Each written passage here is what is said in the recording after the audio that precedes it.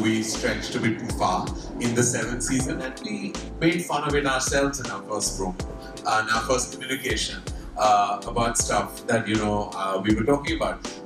Every time coffee comes, it's always exciting. Conversations are always more candid, but we felt like this time around, and perhaps subsequently, the conversation should be fun, exciting, games, the rapid fire, all of that.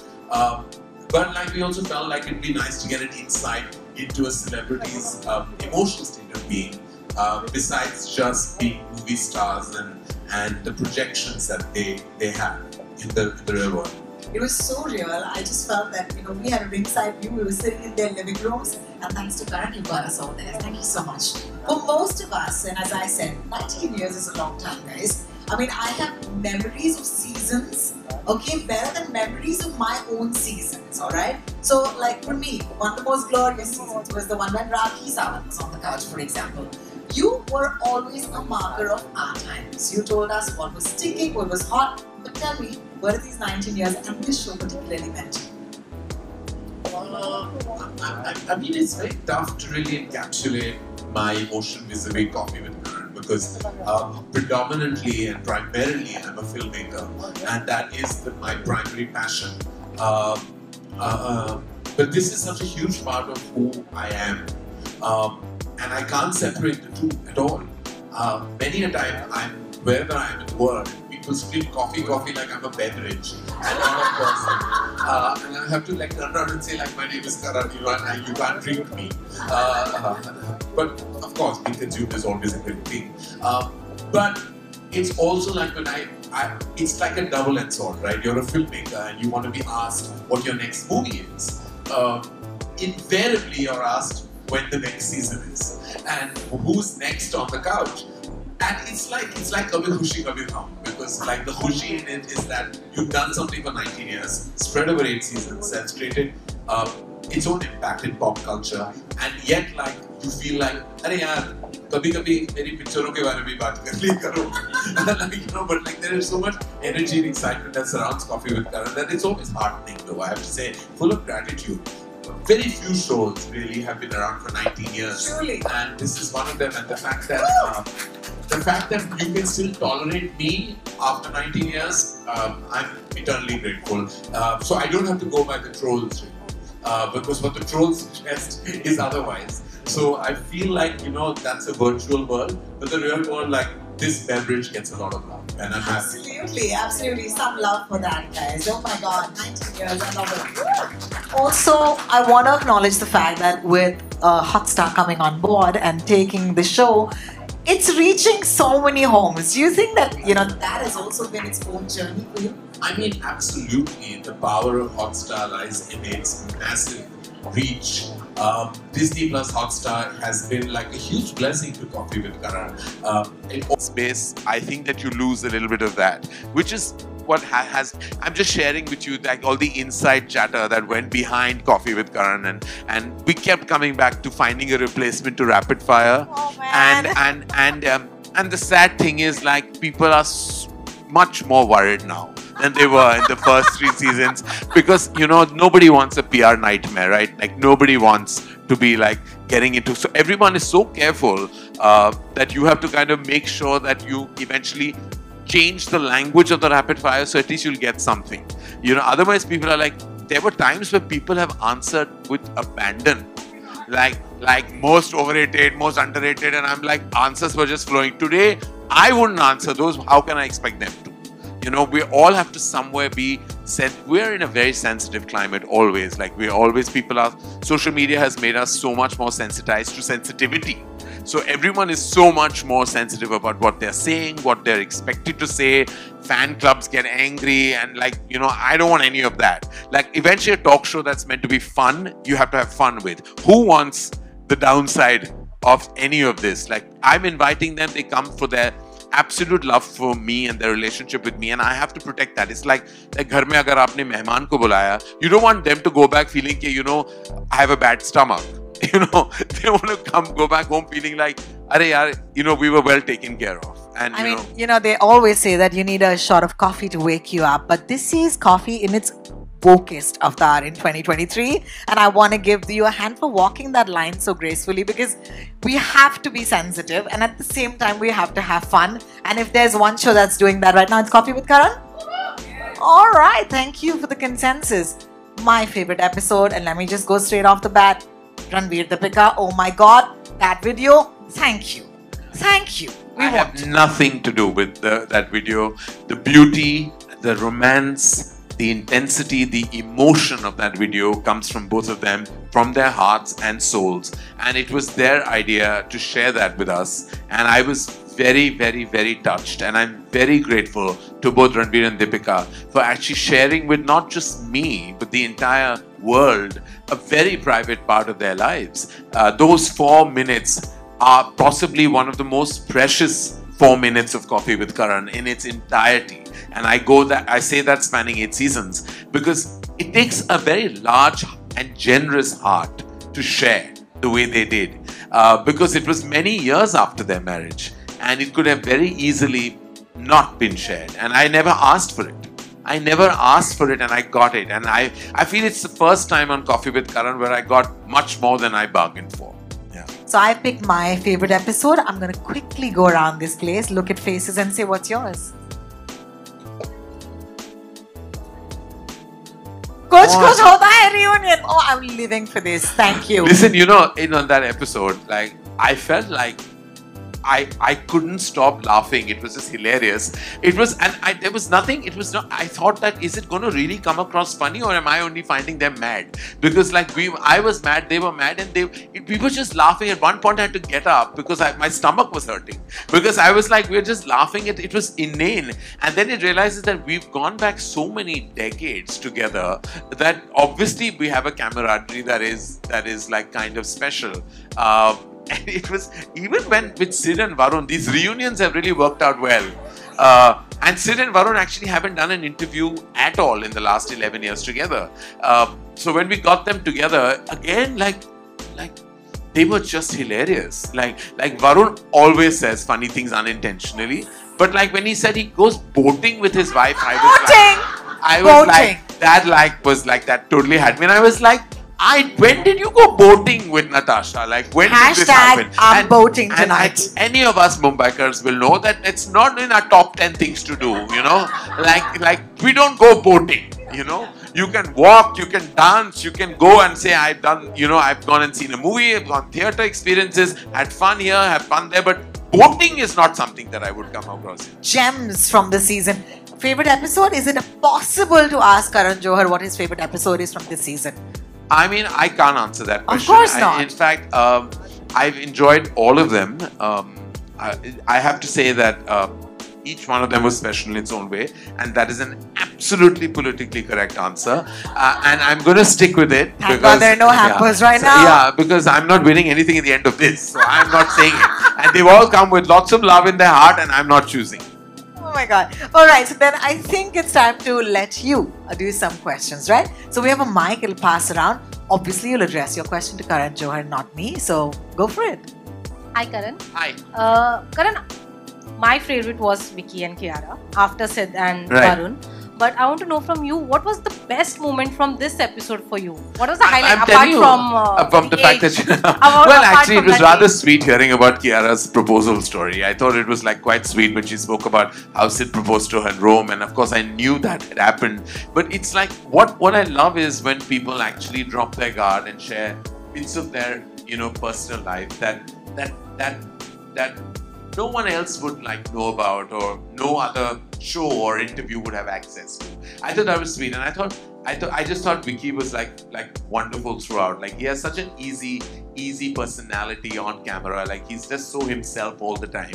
I feel like that's how he comes across when he puts up a Punjabi rap video, or when he gives an unabashedly brilliant performance in Sam Bahadur and everything that he's done. Kiara has such a gorgeous, real energy, and I just thought that so much of that episode was so lovely. There are a few episodes that keep you smiling throughout, and that was one of them. Hi, Karan sir. My question to you is, you had revealed, in one of the episodes that there was a period of time when you were not on talking terms with Kareena and Kajol. I mean, a little bit of that is also mentioned in your book. Yeah. But for those who do not know, do you want to say a little more about that? And do you think that period has strengthened your bond with them? I mean, absolutely. They're not. Well, with time you realize that the relationships go through ups and downs. I never want to go back to the time when we weren't speaking, because those are times that I feel I lost out on precious time with two women I absolutely love. I'm just glad that today we are even stronger as friends, as family. And in fact, it's bizarre because when I speak about, I never thought that Kareena and I would have children at the absolute same time.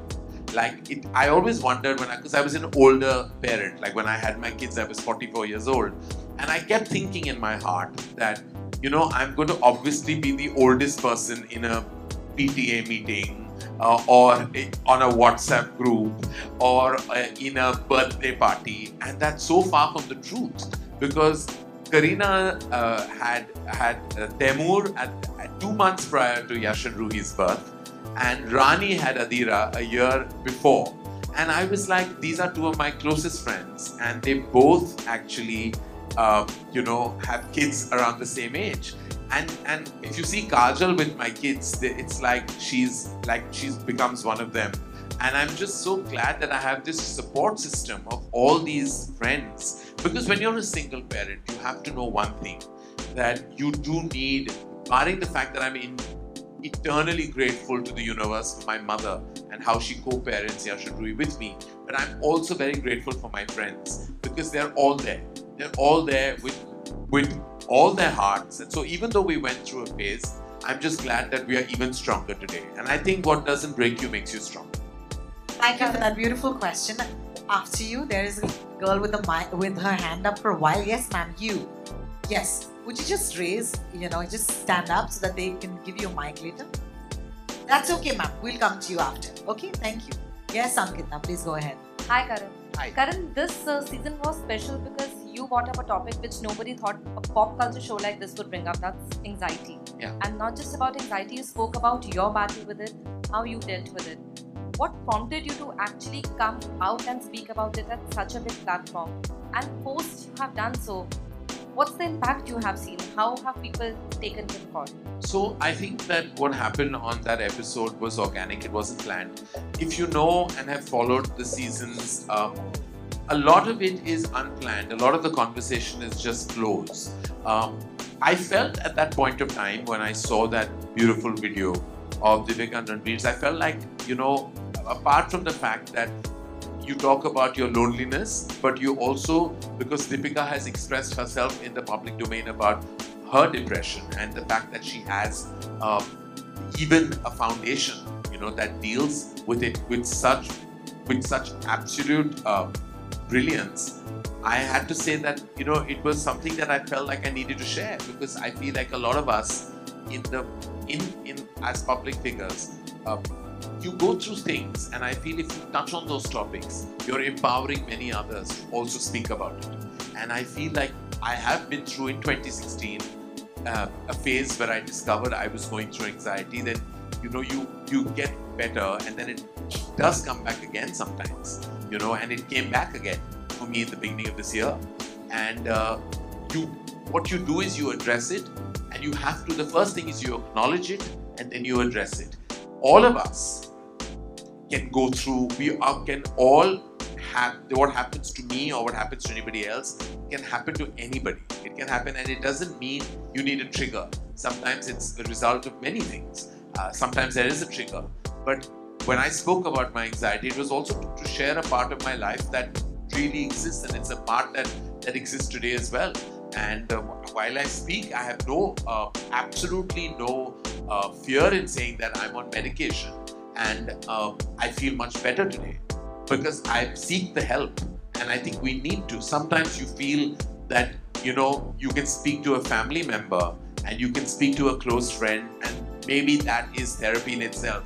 But there are professionals who can actually guide you, where sometimes your loved ones can't. And not because they're not capable or don't want to. It's sometimes that's just not their they've not been educated in that zone to tell you what to do. And that's where formal education in that field can truly help you and guide you. And you need professional assistance, you need to go there. And for that, the only thing I tell people is acknowledge it first. Acknowledge it to yourself, and you make sure that family members also are aware, and then you take that step that you have to. Thank you for that question, actually, and thank you for that answer, Karan. A lot of us feel seen many times. So sorry. So there's a girl behind you, and she's really been waiting her own time. Thank you. Thank you, Rohini. That's very gracious of you. Hi, Karan. I'm Vijay Lakshmi. Hi. And my question to you is, each time when you think about combinations, because a lot of times, the audience who have been watching your show religiously for all these years expect certain actors and certain people to grace the show. But for you, it's always about combinations and how. So I want to ask you, how are these thought? Like, is it basis on relevance? Is it based on social media chatter? Is it basis on the combinations? How are the combinations just thought out? You forgot availability and intent. Yes. There are two very important things that actually make combinations. One is their desire to actually come on the show. Second is their availability in that combination. The third is that you put up a set and you've got to finish it in a month and a half. And you've got to kind of, those are external factors that people don't think. It's very easy for you to say, get A and B together. But are A and B in town during that time? Are they busy? Do they even want to come? I can't force anyone to come on the show. They have to want to come. And sometimes they want to but are not in town and are genuinely busy and tied up, and they're not being able, B is not being able to match A, and A is not being able to perhaps match C that you have thought of. And then it's, as I said, it's availability, it's intent, it's infrastructure, it's so much goes into combining two people together. And that's the God's honest truth. Like, everybody has said, why can't you get, and I'm like, I'm not a magician. I cannot. These are busy people. I mean, people make their own combinations in their head. But like, you please imagine that conversation between those two people, because it's not going to happen. For various reasons. It's called a hypothetical coffee with Karan. All right. Oh, damn. I'm not. Don't shoot the messenger, but last question. Ma'am.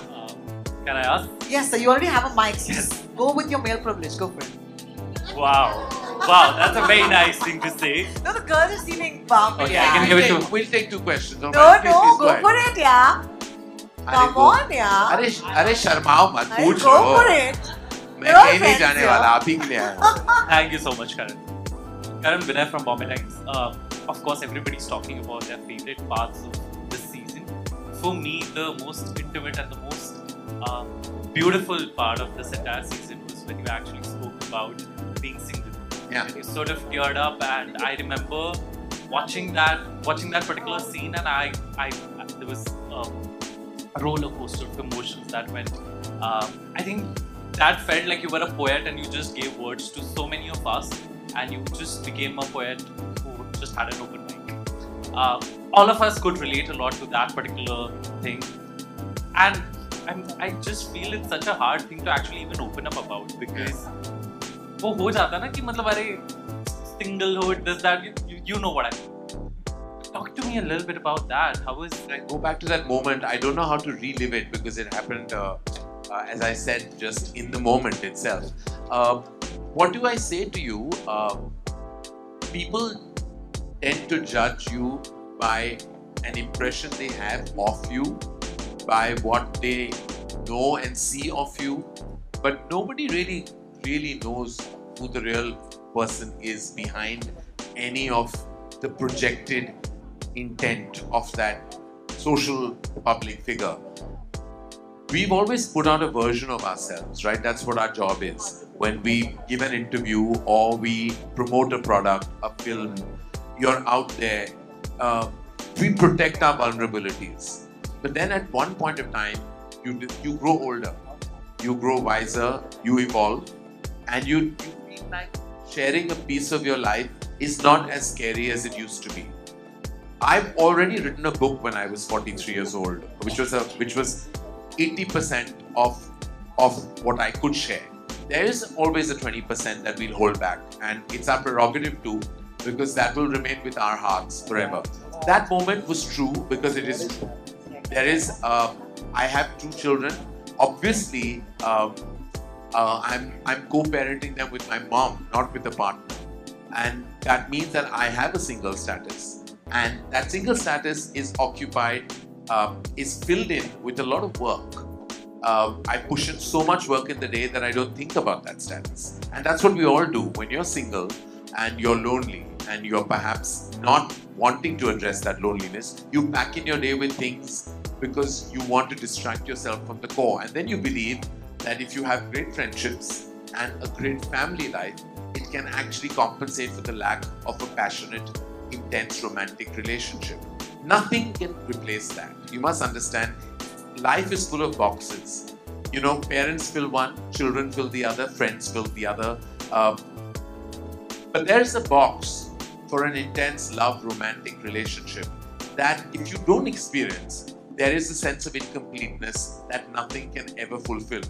And that loneliness can actually really kind of consume you, and it has consumed me.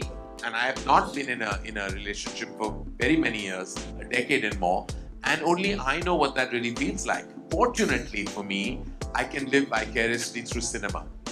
I can create those stories and characters that perhaps that I would like to kind of either romantically be inclined with or just fulfill that part of love and romance in my life. Not everybody has that leverage. I'm a filmmaker, I'm a storyteller. What I can't experience, I can write and execute on celluloid. And that to me is my biggest privilege, that of being a filmmaker. Yeah, can we just take a minute? Thank you for that amazing question. Ji. Okay. मेरे से नहीं होता, मैं बहुत बार बैठ चुका हूँ उस काउच पे, कुछ नहीं होता। ये दूसरे लोग आते हैं और उनकी जिंदगी बन जाती है, उनकी शादी हो जाती है, सब कुछ हो जाता है, उनके रिलेशनशिप्स कामयाब होते हैं, कामिल होते हैं। मैं उस काउच पे बैठ के मैंने बहुत चीजें मांगी हैं, वो नहीं मिली हैं, नहीं मिले हैं। I want to tell you that manifestation only works one way. 3 people on this couch. Sorry. So congratulations. We'll do it quickly so I can. Hi.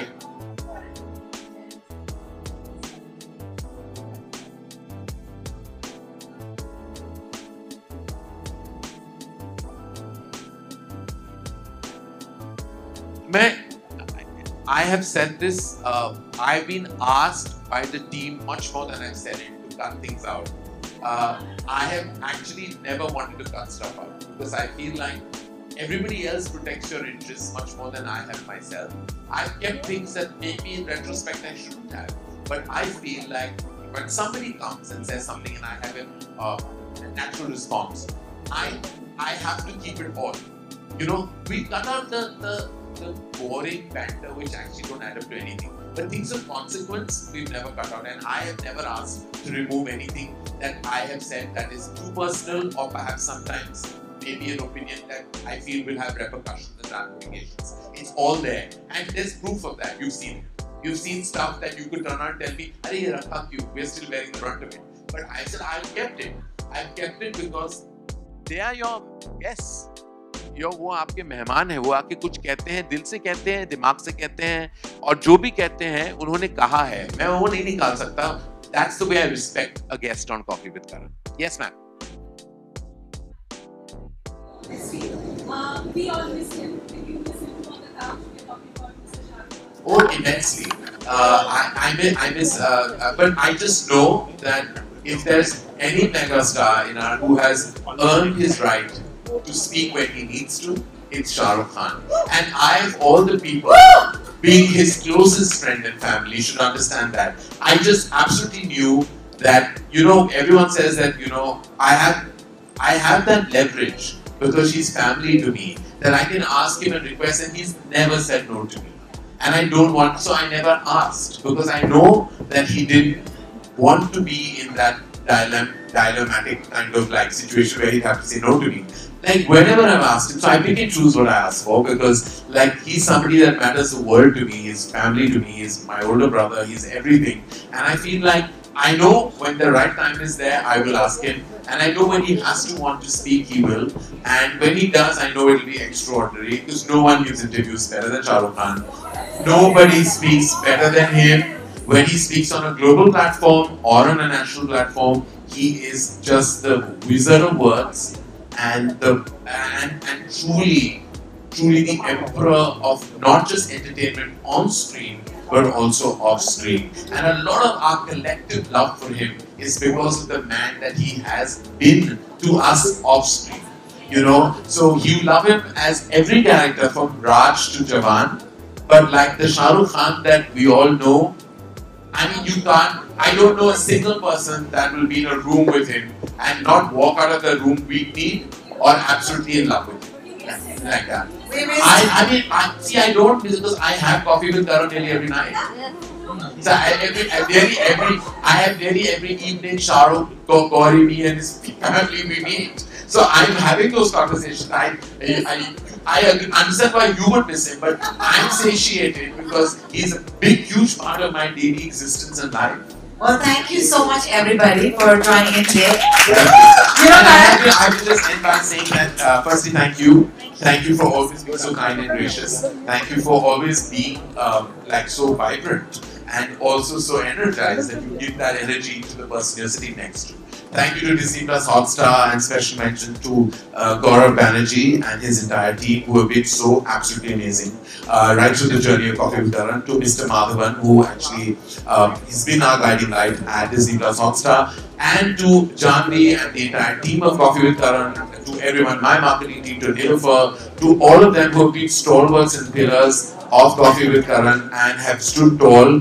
And special thanks to even Len who has been with me right through, and like also big thanks to all of you, you know, who've actually given the show love. Even when I've read large columns of criticism on the episode, I'm like, wow, somebody took so much time to dissect a talk show, and I'm like, that is so gratifying to even read. Like, and like I'm like, this particular episode bored me to tears, but why are you writing 5 pages on it? Like, if it bored you to tears, then why have you written so much? Like, if it bored you to tears, you should have switched it off. You have that remote in your hand.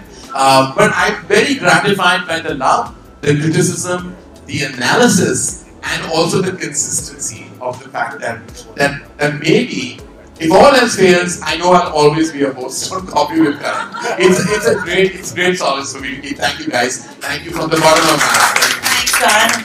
Guys, it's pretty simple. I mean, this industry used to wake up on Friday mornings, but you made it Thursday morning. So thank you so much for doing that. Actually, Wednesday midnight. Wednesday midnight, guys. Wednesday midnight, of Well, course. this Wednesday midnight, you don't have anything to see because you already saw it. You saw. Yeah, okay, watch it. Yeah. Well, I mean, like, if you can watch it, but it'd be lovely if you tune into another platform and watch Rocky Rani again also. It would be lovely. It would make my heart even happier. I'm not mentioning that platform because then you know what happened. Mr. Johar, we love you. Thank you so much for joining us. Thank you. It's been Thank you. wonderful. Thank you. Thanks, everybody. We'll see you.